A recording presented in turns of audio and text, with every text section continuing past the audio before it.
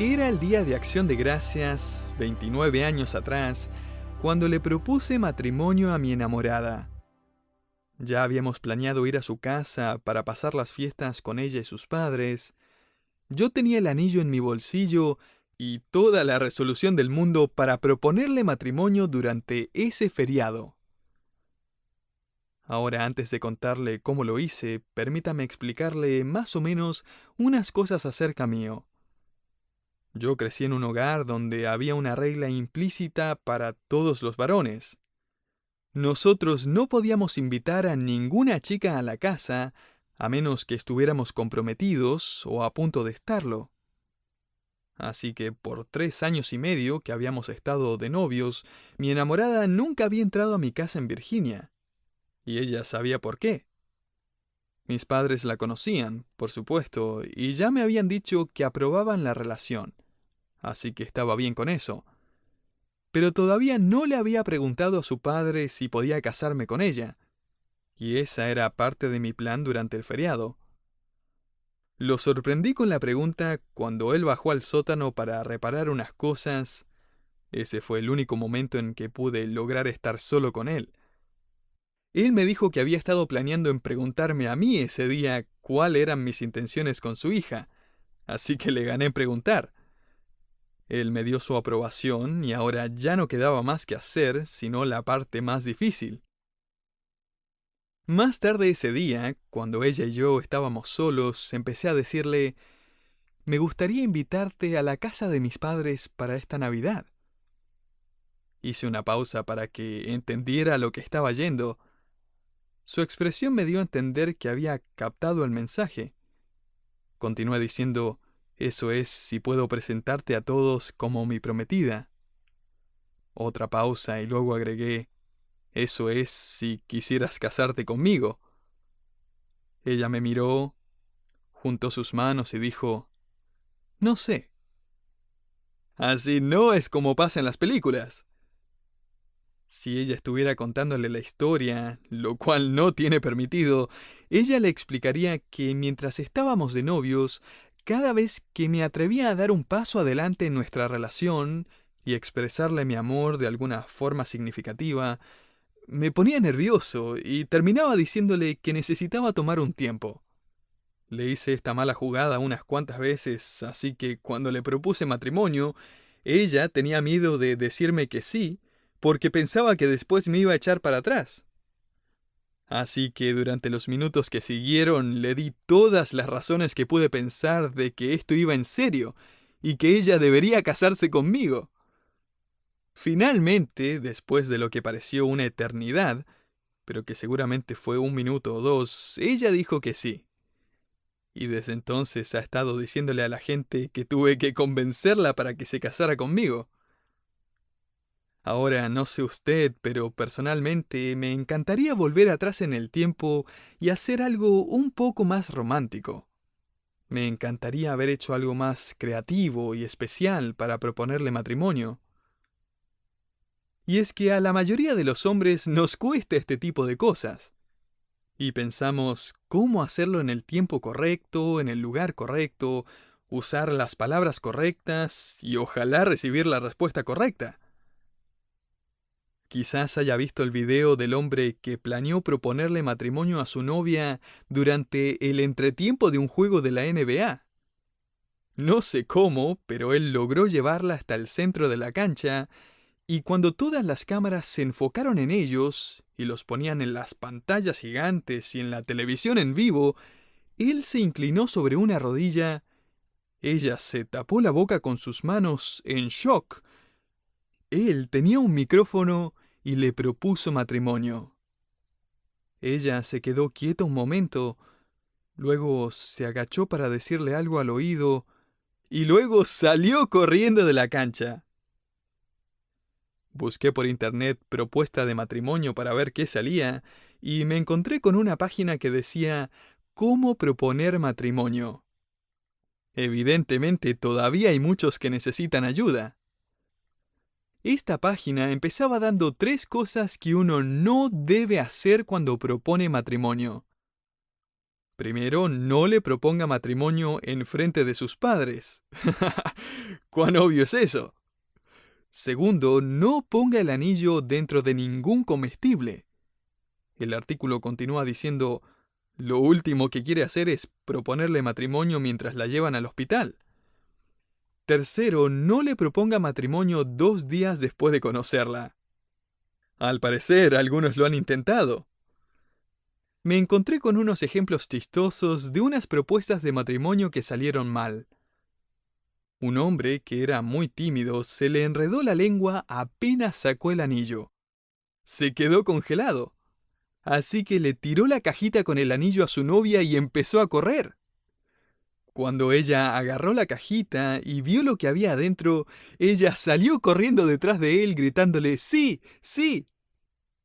Otro hombre fingió estar muerto y planeó junto a la funeraria que lo pusieran en un ataúd. Antes de que empezara el servicio funerario, su novia llorando fue a verlo en el ataúd. Él se sentó repentinamente y le pidió que se casara con él. Después de gritar descontroladamente por un momento, le pegó una cachetada y luego le dijo que sí. Me parece que ella también necesita ayuda. Me encontré también con un par de ejemplos de hombres que realmente subieron la vara en lo que respecta a propuestas de matrimonio. Un hombre vivía en una ciudad lejos de su novia, así que le envió un pasaje de avión por correo. Cuando ella salió del aeropuerto, una limusina estaba esperándola, tal como lo había planeado. La música en la limusina era una compilación de sus canciones favoritas. La limusina la llevó directamente a una tienda de diseñadores donde una selección de vestidos y zapatos estaba esperando por ella. Los vestidos habían sido escogidos personalmente por su novio en conjunto con el dueño de la tienda. Ella escogió su vestido favorito y se lo puso. Luego la llevaron a un salón de belleza para un tratamiento de 3 horas, con masajes, pedicura, manicura, peinado y maquillaje. Después la llevaron a la entrada de un resort donde un carruaje tirado por caballos estaba esperando por ella. Mientras la llevaban alrededor de un pequeño lago, más de 100 velas iluminaron el camino a una alfombra roja donde violinistas empezaron a tocar una canción que su novio había escrito. Mientras ella caminaba hacia la alfombra roja, él apareció arriba de las escaleras principales del resort y empezó a cantar la canción que había compuesto. Cuando ella llegó a la cima de las escaleras, él se inclinó sobre una rodilla y un cartel iluminado detrás de él resplandeció con las palabras ¿Te casarías conmigo? Luego se paró y cantó el final de la canción acompañado por una orquesta de 45 instrumentos. Cuando ella dijo sí, fuegos artificiales iluminaron el cielo encima de ellos. Ese no era un programa de televisión. Él lo había planeado todo. Y si así fue la propuesta, ni me imagino lo que habrá sido o lo que habrá pagado en la boda. Ahora, una de las propuestas de matrimonio más sobresalientes que alguna vez escuches se encuentra en la Biblia. Solo que esta vez, la chica fue la que propuso matrimonio. Ella escogió el momento adecuado y el lugar adecuado. De hecho, ocurrió a medianoche. Vayamos al libro de Ruth y veamos cómo tomó lugar esta interesante propuesta de matrimonio. Comencemos leyendo a partir del capítulo 2, versículo 23. Estuvo pues Ruth junto a las criadas de Booz espigando, hasta que se acabó la siega de la cebada y la del trigo. Y vivía con su suegra. Si nos acompañó en nuestro último estudio, no creo que le cueste creer que para este momento Ruth y Booz están enamorados. Probablemente ya han compartido bastantes almuerzos al lado de los campos de trigo y cebada, y sin embargo ahora se presenta un problema. El tiempo de la cosecha se ha acabado, Ruth se ha quedado con su suegra Noemí, y Booz no ha tenido la oportunidad de verla por un buen tiempo. Seguramente los dos se estaban preguntando cuándo iban a volver a verse. Noemí entiende la situación y no quiere que Ruth se pierda la oportunidad de su vida. Mire el capítulo 3, versículo 1. Después le dijo su suegra Noemí: «Hija mía, ¿no he de buscar hogar para ti para que te vaya bien?». Esta es una forma larga de decir: «Ruth, necesito encontrarte un esposo». Ahora, no era raro en esos tiempos que la madre hiciera los planes, pensara en prospectos y arreglara el casamiento con su hija en lo que se refería como la habitación de la madre. Noemí era como una madre para Ruth, y ella ahora toma la responsabilidad de buscarle pareja. Luego Noemí pone en claro lo que está tratando de decirle con la pregunta retórica en el versículo 2: ¿No es vos nuestro pariente? Según la ley del Antiguo Testamento, una viuda podía demandar que su pariente más cercano se casara con ella si él estaba dispuesto a hacerlo. Dios había dado esta provisión en la ley para proveer seguridad financiera a las viudas. Además, los niños recibirían el apellido del primer marido, lo que aseguraría que esa familia fuera preservada por otra generación y sus bienes permanecieran en la familia. Esta maravillosa ley permitía que una viuda recibiera un buen cuidado. Deuteronomio 25, 5 al 10. Así que, según la ley, Ruth era la que tenía que tomar la iniciativa. Su condición no era la misma que la de cualquier mujer soltera. En ese caso, el hombre debía tomar la iniciativa. Pero como viuda, era su derecho dejarle saber sus intenciones a su pariente. Así que Noemí estaba diciéndole: «Ruth, la temporada de cosecha se terminó. Quizás nunca tengas otra oportunidad como esta nuevamente. Quizás ni siquiera puedas ver a Booz hasta el próximo año. Él puede redimirte si quiere. Es tiempo que le dejes saber tus intenciones». Ahora Ruth no estaba familiarizada con todas estas costumbres. Ella era moabita, no judía. Así que ella probablemente le preguntó a Noemí: «Bueno, entonces, ¿qué tengo que hacer?». «Qué bueno que me preguntas», le responde Noemí. «Ya tengo el plan perfecto». En el versículo 2, Noemí le dice: «He aquí que él avienta cebada en la era esta noche». Ahora, ¿cómo es que ella sabe esto? Es lo mismo que me pregunto de mi suegra. Ella ha estado preparando su plan ya por un tiempo. Booz va a estar en la era esa noche, y he aquí que él avienta cebada. No sé usted, pero yo no tenía idea de lo que significaba esto. Las eras de trilla en el Antiguo Testamento eran construidas en medio del campo. Las eras no eran más que un pedazo de terreno, generalmente en el punto más alto del campo, donde podían agarrar la brisa nocturna. Los trabajadores rastrillaban y barrían este terreno, y luego lo salpicaban con un poco de agua. Después apilaban piedras alrededor del perímetro de lo que sería un área suave y circular. En eso consistía la era de trillar. El dueño del campo luego mandaba a traer y a amontonar todos los fardos de trigo y cebada sobre la era. Allí 2 o 3 animales eran atados hombro a hombro y los hacían caminar sobre la era para que separaran las cáscaras del grano con sus pezuñas. Luego los aventadores tomaban una pala o un tridente y aventaban los fardos al aire, permitiendo que la brisa se llevara las cáscaras vacías, mientras que el grano, que es más pesado, caía nuevamente sobre la era. Hombres, mujeres y niños trabajaban hasta tarde en la noche.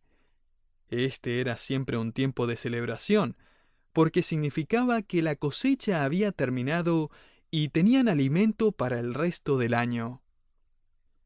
Ahora recordemos también que Ruth capítulo 1, versículo 1 nos informó que la tierra de Israel había estado pasando por tiempos de escasez y hambruna. Si lo comparamos con otros pasajes de la Escritura, vemos que esta hambruna duró unos 7 años. Hay buenas razones para creer que esta es la gran cosecha que Israel había esperado por años. Ellos estaban celebrando la bondad de Dios. Los buenos tiempos habían vuelto a Belén. Este era el tiempo para trabajar duro, pero también para reír, gozarse y celebrar. Sabemos a partir de otros pasajes en la Escritura que durante estos tiempos los madianitas se habían acostumbrado a invadir a Israel y robar las cosechas que acababan de ser trilladas. Por eso Booz está también aquí en la trilla. Sin duda, él quiere estar allí para ayudar a proteger su cosecha. Ahora, ¿qué tiene que ver esto con Ruth? Esta es la última oportunidad que tiene Ruth de ver a Booz antes de que él se vaya a su casa. Si ella quiere dejarle saber sus intenciones, esta es la última oportunidad de hacerlo. Hay algunos detalles más en el plan de Noemí. Mire lo que le dice a Ruth en el versículo 3. Lávate pues. Esta palabra en hebreo hace referencia a un tratamiento completo. Ruth se hizo una pedicura, una manicura y todas esas cosas. Noemí luego dice, úngete. Esto significa literalmente, ponte perfume. Luego en el versículo 3, Noemí le dice, ponte tu mejor vestido. En otras palabras, Ruth, prepárate, porque puede que esté oscuro en el campo, pero tú tienes que estar reluciente. Noemí incluso ha pensado acerca del tiempo exacto para hacerlo. Note la última parte del versículo 3. Baja a la era, pero no te des a conocer al hombre hasta que haya acabado de comer y beber. Noemí era una mujer sabia. Ella está diciéndole a Ruth, espera hasta que Booz haya cenado antes de sorprenderlo. Noemí sigue diciéndole a Ruth en el versículo 4 que espere hasta que los trabajadores se vayan a dormir. No lo interrumpas mientras todavía está trabajando o cerrando el libro de contabilidad. Mire el versículo 4 para un detalle bastante extraño a decir verdad. Y sucederá que cuando él se acueste, notarás el lugar donde se acuesta. Irás, descubrirás sus pies y te acostarás. Entonces él te dirá lo que debes de hacer. Ahora hay algunos que sugieren que esta expresión es un eufemismo que significa tener relaciones sexuales. Nada que ver. Booz es un hombre piadoso. Él de hecho va a elogiar a Ruth en un par de versículos por su carácter virtuoso. Aún más, él le pide que se vaya antes del amanecer para que la reputación de ambos no sea cuestionada. Agrega a esto el hecho de que la Mishnah, un comentario en las costumbres y leyes judías, descalificaba a cualquier hombre en posición de redimir a una mujer gentil si él ya se había involucrado sexualmente con ella. Esto protegía a la viuda de ser abusada o de que el hombre que debía redimirla primero se aprovechara de ella. Si él no la redimía primero, él perdía el derecho de casarse con ella y quedarse con la propiedad de su fallecido esposo. Así que Ruth no está haciendo ningún tipo de propuesta indecente. Noemí le dice que vaya a donde él está durmiendo y que descubra sus pies, ya que esto probablemente provocaría ¿qué? Que despertara. Esa era la forma en que Ruth debía despertar a Booz en medio de la noche para no asustarlo. Ahora note los versículos 6 al 7.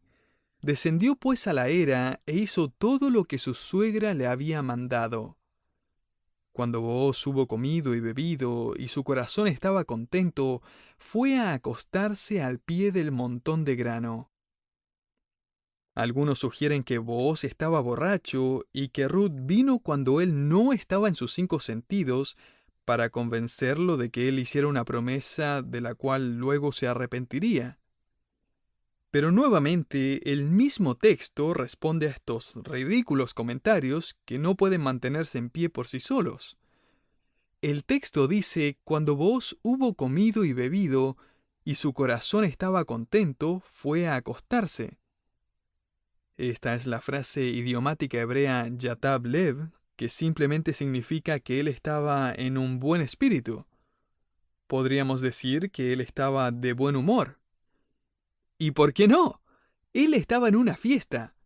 La hambruna se había terminado, hay una enorme pila de grano sobre la era.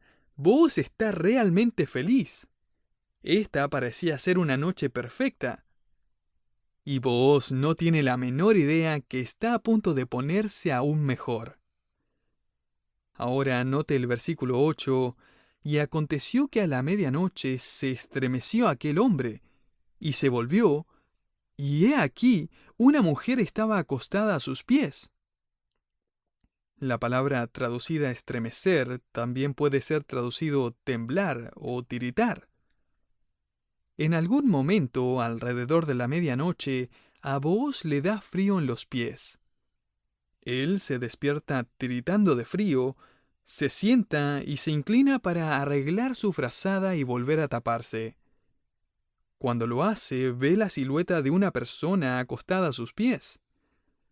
Note el versículo 9. Entonces él dijo, ¿quién eres? Y ella respondió, yo soy Ruth, tu sierva. Extiende el borde de tu capa sobre tu sierva, por cuanto eres pariente cercano. Literalmente, Ruth está diciendo, estás en posición de redimirme, y me gustaría que lo hicieras. Dicho de otra manera, Ruth está proponiéndole matrimonio a Booz.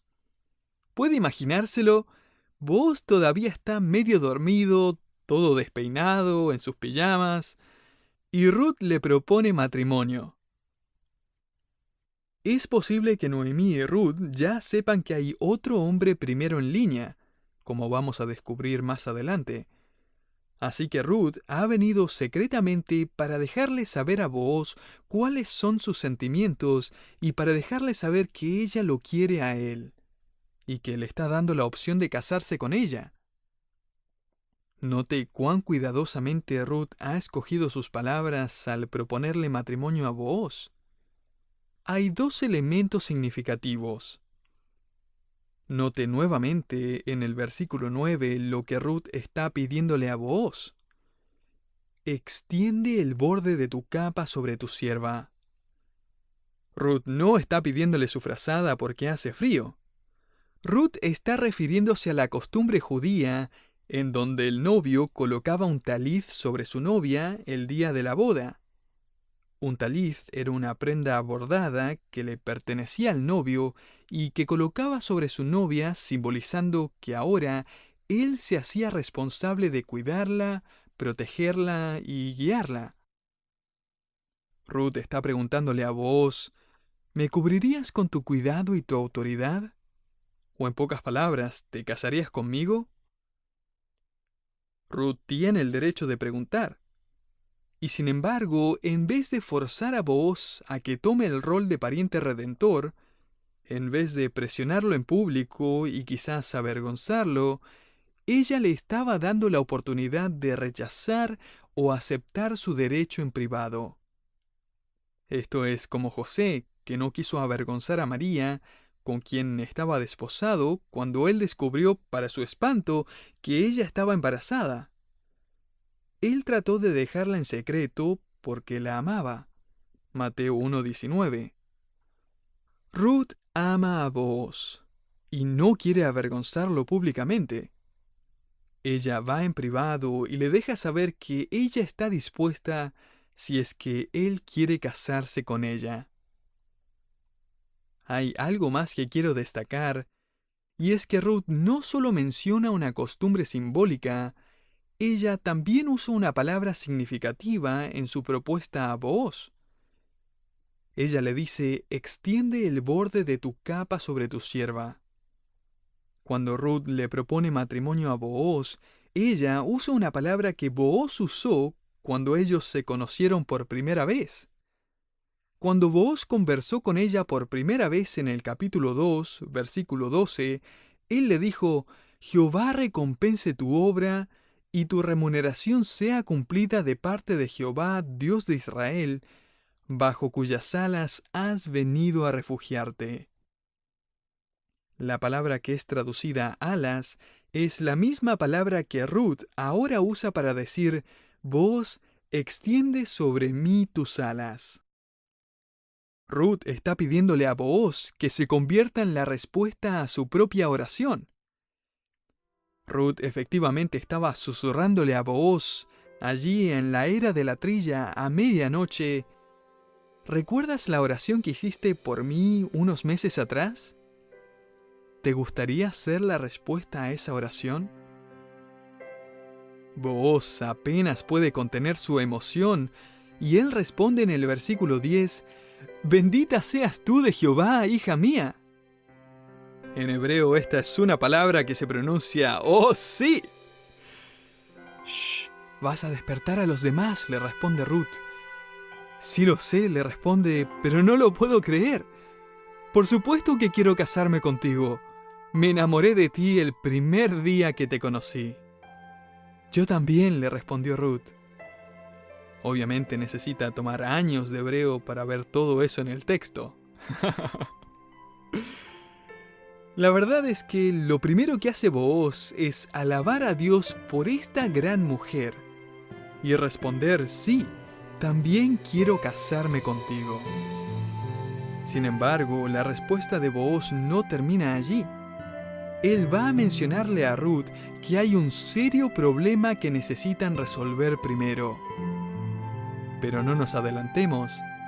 Vamos a ver qué es lo que pasa al final de esta escena en nuestro próximo estudio aquí en Sabiduría para el Corazón.